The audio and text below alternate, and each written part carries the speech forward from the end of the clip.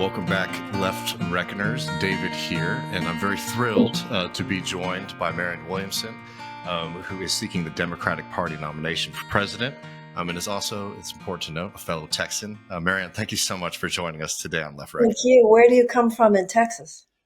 I'm from Austin. I'm from Houston. Mm-hmm. Yeah. Well, I mean, I wanted to talk to you about a few things, and I'm really happy that you're able to take some time and join us today. But before we jump into talking about, your platform, I want to talk a little bit about the state of the primary in the Democratic Party, because I'd be very curious to hear your experience running within the Democratic primary, because from the outside looking in, I have to say that it feels like the Democratic Party isn't taking very seriously their commitment to cultivating internal democracy right now, which is very frightening when we see these threats on democracy coming from the right wing. But I was just curious if you could tell us a little bit about your experience. What you just said is 100% true. You don't suppress democracy in order to save democracy. We've seen this before. We saw what they did to Bernie in 2016. We saw what happened in 2020, and now they're not even covert about it on any level. There is no special assignation given in the United States Constitution to incumbency. People primary senators, sitting senators all the time. People primary sitting Congress people all the time as part of the practice of democracy. When I was a teenager, Eugene McCarthy and Bobby Kennedy Sr. primaried Lyndon Johnson. He was an incumbent. Nobody thought it was weird. We thought it was democracy. And by the way, I want to say something else. It was also very important because that led to the end of the Vietnam War. So somebody coming in and saying, no, I don't care if he's an incumbent. What he's doing is not what is needed here. That's what democracy does.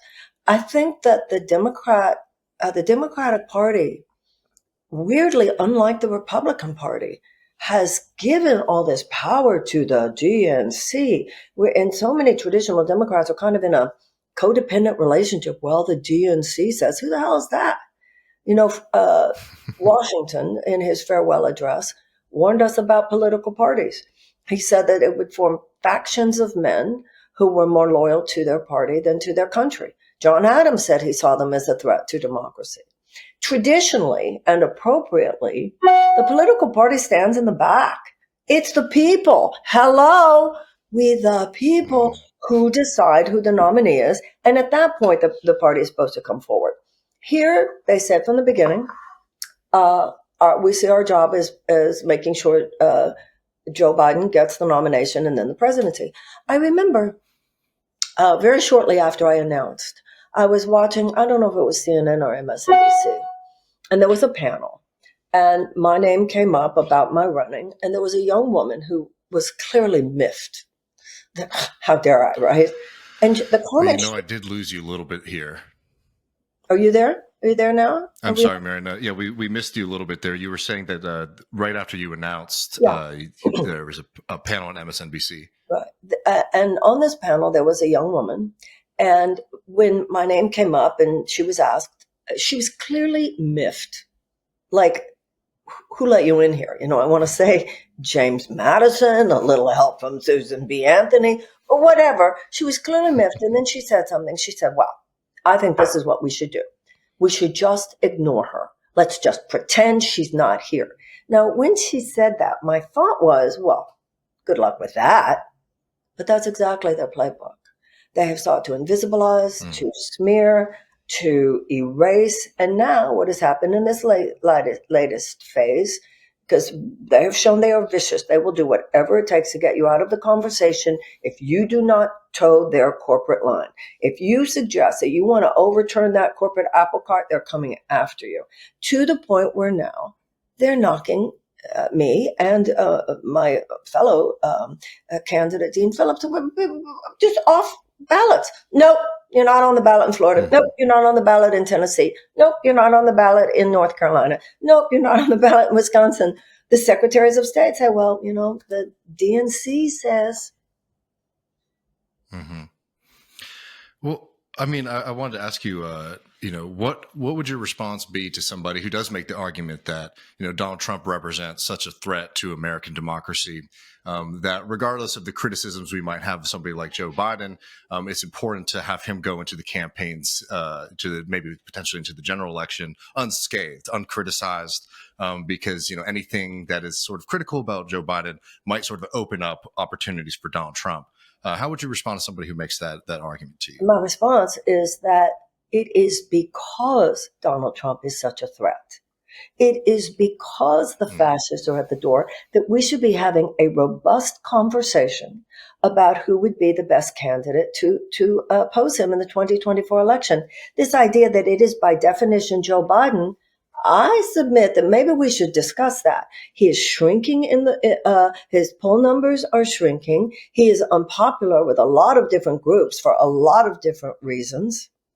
The idea that because he beat him last time, he'll beat him this time, there's no logic there. That's like saying, number one, to an actor who won the Oscar last year, well, you won last year, of course you won this year. It's a different movie. This is not going to be like 2020. This is going to be much like 2016. So this idea that we're supposed to just fall in line with, because Trump is a threat, it should be Joe Biden and we should all get behind Joe Biden. I say, because Trump is such a threat, we need to get behind someone else. We need to get behind someone specifically who represents a better deal for the American people, an economic U-turn. That's how we are going to win in 2024. First of all, they tried with Bidenomics. Well, good luck with that, guys, because that only applies to 20% of Americans for whom economically things are good. That's number one. So then they shifted to be afraid, be very, very afraid. Once again, this is not like 2020. The electoral risk for the Democrats in 2024 is not Donald Trump. The electoral risk is people staying home. People who feel no particular sense that Joe Biden will change their lives or the issues that they care about in any appreciable way. So it's because the fascists are at the door that I hope people will go to Marianne2024.com, look at my agenda. This is the thing. The majority of Republicans, not as big a majority as the Democrats, but a majority want universal health care. A majority of Republicans, as well as Democrats, not as big a majority, but still a majority, want tuition-free college and tech school. We have 39% of the American people who now say they regularly skip meals to pay for their rent. The majority work paycheck to paycheck. The majority cannot absorb a $500 unexpected expenditure. That's why I'm the far better candidate, because I say to the American people, we can do better. We can have an economic bill of rights. We can have a Department of Peace. We can end America's drug war. We can have a mass mobilization for a just transition from majority economy to a clean economy, inspiring people to something much, much better, to something new, to a new beginning. That's how we're going to beat Donald Trump. He pulls people down. We need to pull people up. And that would be with an agenda of hope and possibility. And I believe that that's what the progressive agenda is. Well, yeah, let's talk about that a little bit. I will say these past 4 years under Biden have been fairly difficult, and there's been a lot of gaslighting about like the state of the American economy, what this has meant for workers and the environment. One silver lining has been things, and the environment, absolutely. But one silver lining has been things like the UAW coming up against the big three and winning that strike. I'm curious, if you could make your pitch, how would a Marianne Williamson administration help bolster and further the gains that we've seen over the past couple of years in the union movement? Well, that wasn't Joe Biden. That was Sean Fain. You know what I mean? I'm sorry. When you see what Christian Smalls has done, what the kids at baristas, at Starbucks have done, Sean Fain, what's going on with the Teamsters and UPS. I'm sorry. I don't give the credit there to Joe Biden. He says he's a labor president. He's not an active union buster the way Nikki Haley, for instance, in South Carolina has been. Although, I don't think his behavior with the railroad strike is anything for anybody pro labor to be excited Hmm. about. He has not mentioned the PRO Act. Once he got in, I haven't heard any further mention of the PRO Act. No real capital spent on it. You do have a friendlier National Labor Relations Board than we had certainly under Trump, but it needs to be more robust. It needs to be funded much better. So to say that this is an example of one of many areas where is he better than the Republicans? Absolutely. But that's such a low bar. Hmm. So the gains of I would have been on the picket line if they wanted me there. You know, Hmm. I would have been on the picket line. Absolutely. Well, I mean, on that, I mean, one thing that we cover a lot on this program, particularly being based here in Texas, is this question of what a just transition would look like. The question around a just transition and getting off of dirty fossil fuels is a two-part question. One is like, how do we build the infrastructure of green renewable energy? But two, how do we do it in a way where people working in those industries aren't going to working in conditions where they have bad jobs, non-union jobs? Yeah, And it's something that I found a lot of people in the Democratic Party aren't really interested in having that second level conversation about what does a transition actually mean for people who work in the energy industry today. And I was curious what absolutely. your thoughts are about that. And you're right. It's very arrogant and elitist for Democrats to act like that's not an issue. It's very much an issue. We'll take that one first. One man came up to me. He said, "I make over $100,000 working for the oil company. What do you want me to do, Miss Williamson? Work for what, $14 an hour installing solar panels?" This man has a right to ask that question. But let's be very clear here. Technology, manufacturing, and research. A lot of those jobs are lateral. A lot of those jobs can be lateral. Now, if things are done well and the president creates a positive enough relationship with these oil companies, a lot of this is not leaving these guys behind, but getting these guys to repurpose. They can take some of their own employees. And, you were doing this with your technological skill last week. You're going to do that with your technological skill this week. And those people, and that is the meaning of the just transition, those people should not fall through the cracks. And in a Williamson administration, they will not fall through the cracks. They are given top priority at those jobs. Whether you're working on oil or you're working on development of clean energy. When it comes to manufacturing, when it comes to engineering, when it comes to technology, a lot of those skill sets are very much the same. And it needs to be strategized. And I'm not only aware of the issue, I think of the moral commitment that the country has to make to those, as you said, thousands of people, once again, and a lot of them are in Texas. Absolutely. Secondly, in terms of how we do it, it's how you spend your money. It's where you put your resources, where you put your funding, where you put your subsidies. We haven't, there's a lot of growth going on in a green energy grid now, but not nearly the level. It needs to be a World War II level mass mobilization.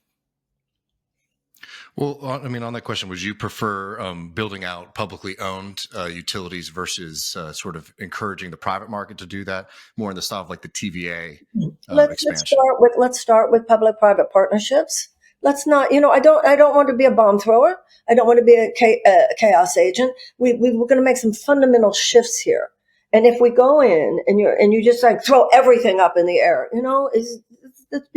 let's be smart here. One of my favorite stories is what happened when President Roosevelt knew, given what Hitler was doing, we're going to have to get in. We didn't have an army to speak of, and Britain had nothing. So he needed this many ships and this many planes and this many tanks. So where is he going to get it? Well, he's going to get it from the industrial powers of the Midwest. No different. The same big three is represented there today. And in our cases, energy companies to a great extent. So he calls those guys into the Oval Office and he says, "Gentlemen, I need this many tanks and this many ships and this many planes." And they say to him, "Mr. President, we're patriotic Americans and we support you. And as soon as we finish selling these cars, we will give you your ships and your planes and your trains and your tanks." Roosevelt responded, "Gentlemen, I don't think you quite understand what I'm saying to you. It is a national emergency. We need this many ships, this many tanks, and this many planes, and you won't be selling cars until I get them." Now, he knew he was going to have to build a partnership with them because they were going to make a profit ultimately. But he did it. He forged a partnership, but he made it very clear. First, the war effort. First, the war effort. And that's what we need to start with, a president who makes it clear. This is an emergency. It is a national emergency. It is a global emergency. And I'm not asking you to play ball. I'm telling you, I am assuming the powers of the presidency, even if that means declaring a climate emergency. This will come first. The ability of our great grandchildren to breathe comes before your profits. Now let's talk. Mm-hmm. Well, that's very interesting. And I need to ask though before we conclude here, because it's, I think, one of the biggest issues going into the 2024 election, particularly around Joe Biden, is like the mass slaughter campaign in Gaza. And I'm curious if first up, if you could sort of categorize your thoughts on how Biden has been leading or not leading in this moment, and what you might be doing differently if you were sitting in the Oval Office today. Well, October 7th, he had a lot of moral clarity that I appreciated. When it has come to the bombardment of Gaza, he has lacked moral clarity.